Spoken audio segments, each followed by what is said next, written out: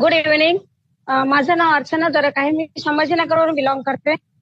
मला या बिझनेसची संधी जयश्री पाटील मॅडमनी दिली आणि दीपाली खरत मॅम मला खूप सपोर्ट करून इथपर्यंत मी आलेली आहे. मी याच्यामध्ये गोल्ड डायरेक्टर म्हणून काम करते. मला 3.5 महिने झाले मी जॉईन झालेली आहे आणि माझं इन्कम 35,000 प्लस आहे.